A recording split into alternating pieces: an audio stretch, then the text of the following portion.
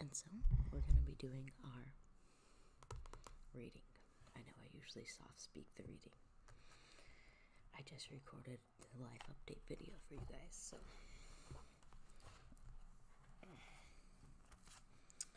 Chapter 15, Dead Man's Pond. Missouri Ghost dealt briefly with a body of water in Stone County that figures in many anthologies of ghost stories. The most popular tale is about a young man who took his sweetheart to a dance, providing a horse for her to ride. After delivering her to her home, riding along, leading the extra horse, the young man became aware, near the dreaded pond, that the animal was lagging.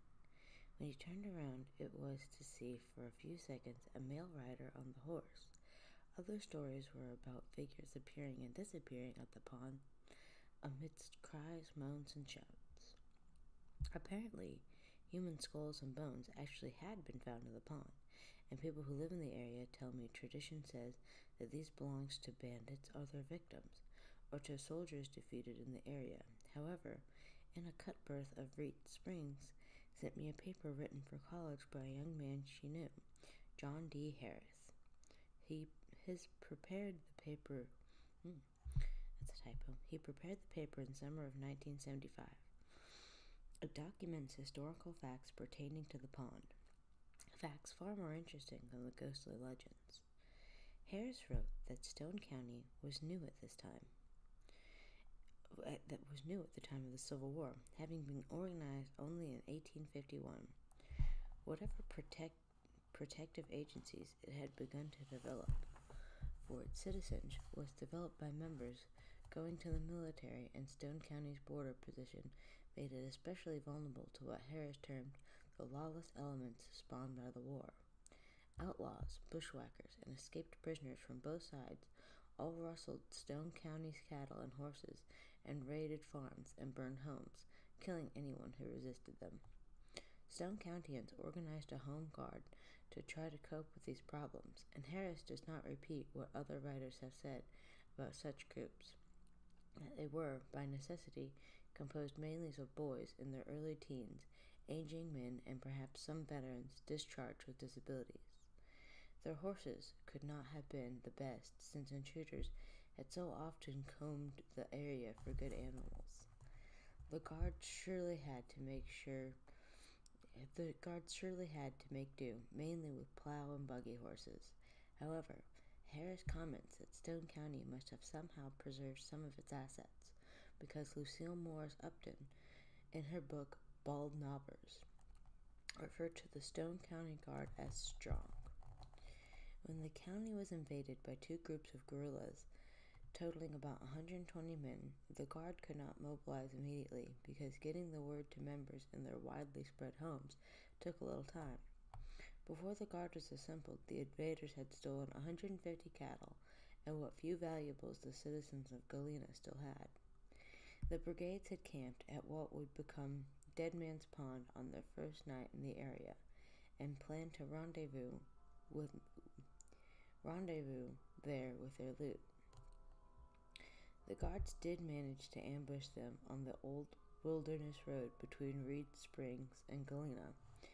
Using their small supply of ammunition carefully, they were able to pick off enough of the marauders that the others took flight, leaving most of the cattle behind. Assuming that the guard had done all it could, the bandits made a leisurely camp at the pond. But just before dawn, they were surprised by the guard, which had surrounded them with a miraculously obtained new supply of ammunition. Harris quoted Walter B. Stevens, author of a 1915 book called Missouri, the Center State. Stevens said that of the 120 men who invaded Stone County, only 20 escaped. If this is true, the carnage at the pond would have been a terrible sight, and the disposals of bodies a formidable task. So perhaps there is some validation here for the legend that says so many bodies were thrown to Dead Man's Pond, that for years its water was too rank even for the cattle and wildlife to drink. For decades, people claimed to have raked bodies, bones, and skulls from the pond. According to Harris and other writers, some of these were displayed there, so it's no wonder the place was avoided and people were more than ready to see ghosts. Ghosts from Off. Chapter 16. The Very Haunted Crescent. If I'd known which rooms were haunted, I'd have insisted on having one of them, a Missouri friend said. And after visiting the Crescent Hotel in Eureka Springs, Arkansas, others have said, oh, there's definitely an atmosphere there, downright creepy in places, and the vibes are unmistakable. One Missourian told me that in an area she later learned had been the site of garden parties, she actually had a sensation. This was not a vision. I didn't actually see or hear anything. They have a lot of gorgeous gardens there, and I was sitting in one, my eyes closed, just absorbing the sun and flower scents and bird songs. Gradually, I began to feel that I was among women in light-colored floaty summer dresses, and that teacups were clicking lightly and music was playing. Past owners of the Crescent have soft-pedaled such reports, fearing that they would scare off customers. But present operators realize that many guests seek out hoping to witness something mysterious. Here are some of the apparitions and other manifestations that have been reported at the Crescent. This is interesting. I was about 30 minutes from Eureka Springs when we had went down camping the other week. So now I'm super mad that we didn't take the extra trip. A man in formal attire of the early 1900s comes down the staircase, looks around as if meeting someone, then takes up a position by the imposing freestanding fireplace that dominates the lobby. Carol Heath, one of the 3 partners who offer ghost tours of the Crescent, says that employees believe this is Dr. John Ellis, who was at one time staff physician for the hotel. Some say they've seen him leave the elevator and walk across the hall to the small room he used as an office. If the door happens to be closed, he just walks through it. An aroma of fine pine tobacco often accompanies the doctor's appearances. In the basement, which served as morgue when the hotel was a hospital, a woman in what appears to be a vintage nurse's uniform passes by. She is urgently pushing an old-fashioned gurney, and some observers say it rattles as she goes. An insubstantial, hard-to-define figure enters a certain room through its closed door. Nobody seems to have described what it does there, but at least one couple who saw it packed immediately and checked out of the Crescent in the wee hours. On the staircase, a young woman in gym clothes of long ago, dark bloomers and a sailor-style overblouse, has been seen sometimes going up, sometimes going down.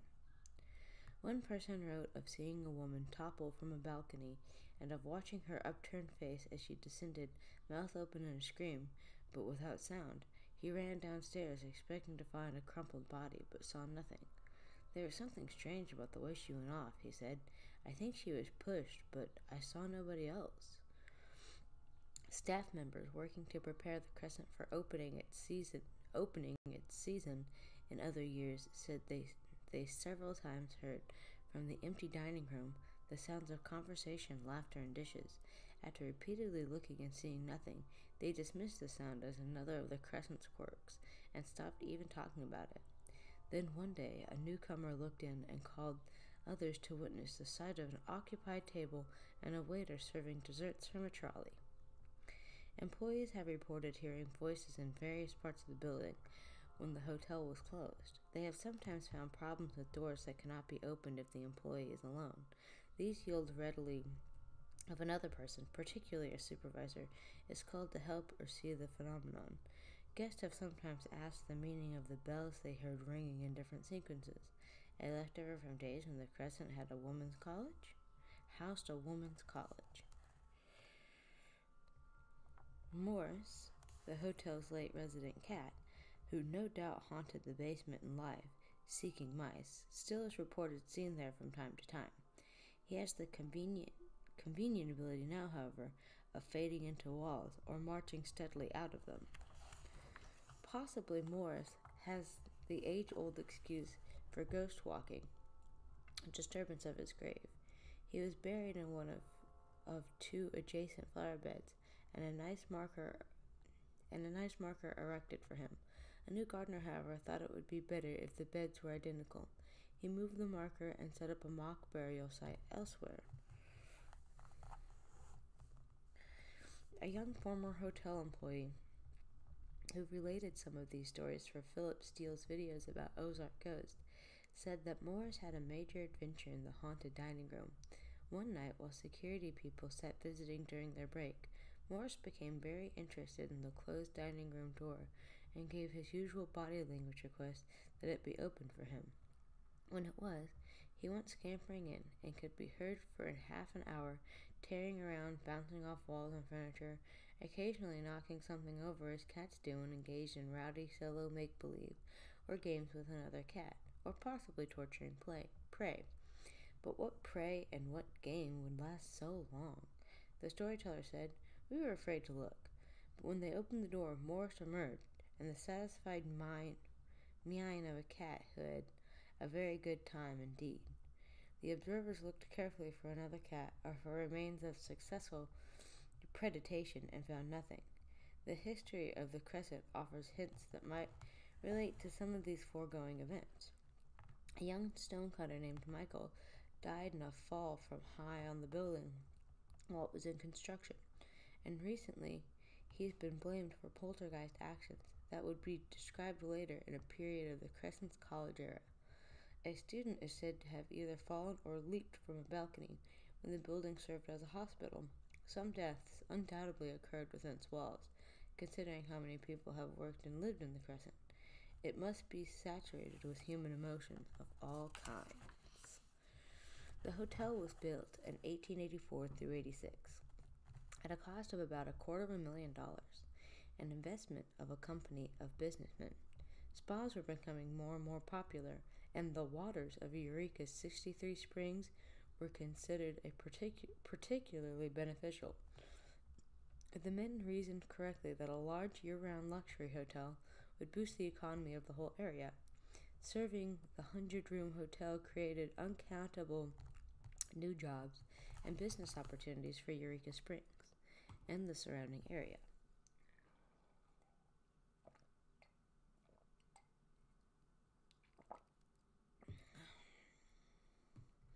Constructed of white limestone, native to the area, put together without mortar, the hotel stands commanding and spectacular on a hill overlooking the city. Each of its 5 stories has a wide balcony in front that adds to its palatal appeal. The Crescent offered guests the latest in the late 1800s luxury: steam heat, electricity in all rooms, private baths for most, elevators, beautiful views on every side, entertainments available including tea dances every day, formal dances at night, horseback riding, boating, tennis, tally-ho rides. Tally-hos were big vehicles holding large numbers of passengers and pulled by matched teams of 4, 6, or 8 horses. Interesting. I didn't know that. The hotel bloomed until 1980, when declining patronage inspired the founding of a long contemplated Crescent College and Conservatory for Young Women. For about 2 decades, the select expensive school prospered. Fully accredited, it assembled a faculty so respected that they drew students from 39 states. It's a pretty big deal. For part of that period, the Crescent operated as a hotel from late spring to early fall, and as college for the other months. Then affected by the Great Depression, the college closed. The hotel, with difficulty, maintained seasonal operation, but only for a while. The next owner of the Crescent was Norman Baker, an Iowa entrepreneur of questionable standards, who made the hotel a hospital. He advised process of healing cancer without surgery, radiation, or x-ray. He redecorated the Crescent in a disturbing color scheme of purple and lavender, and thrived there from 1937 into 1940. Then, convicted of using the males to defraud, MAILS, using the males to defraud, he was put out of business, and for several years the hotel stood vacant. After World War II, the Crescent was extensively renovated and was restored to full-time hotel use. Since then, it has been in continuous operation and continuous improvement. The hotel now offers 68 rooms, including penthouse accommodations and picturesque cupolas. And the restored crescent has some new ghost stories. Several stories star Michael, the stonemason mentioned earlier. Supposedly, he approaches people, identifies himself, and offers help. Michael Norman and Beth Scott in Haunted America describes him as the typical handsomely blonde and well-built Scandinavian, and say his ghost cannot be distinguished from a living person. In fact, he fell to his death through several unfloored rooms. Carol Heath says this fall was from the 4th floor to the basement, and that space he fell through included the rooms that are now haunted. Guests and employees have reported assorted poltergeist-like activities, including water and lights that go on and off on their own, violation. That's not violation. So Volusian and doors that may be hard to open. Heath says that he and his partners, some of whom are trained in clairvoyance as he is, spent considerable time in one of these rooms trying different methods of reaching Michael. They got nothing at all, but when ready to leave, they could not open the door. Eventually, with combined force, they did get it open, and when they closed it, they were treated to powerful noise and impact as if a gigantic Michael had kicked it from inside. One summer day of 1999, at about 5 a.m., a female guest reported awakening to find a man bending over her, staring at her intently. He had dark hair and a mustache and wore a high-collared Victorian-looking shirt. Frightened, she roused her husband. Before he could share the experience, the intruder dematerialized before her eyes. The couple, though they promised to meet with the ghost tour team, left without doing so. Numerous mystifying little things have happened at the Crescent, such as guests taking pictures and then finding out that on the prints someone who is not in their party, but the most colorful story features a Christmas tree. Heath says that not many years ago, the dining room was decorated with a lovely large tree in the corner, surrounded by beautifully wrapped fake gifts. One morning, the staff found the tree in the opposite corner, and all the packages ripped open. Tables and chairs had been placed in a semicircle before the tree, as if for an audience. Michael? Heath said there seemed no possibility of this being a prank, because the dining room was closed and locked at night. And the night watchman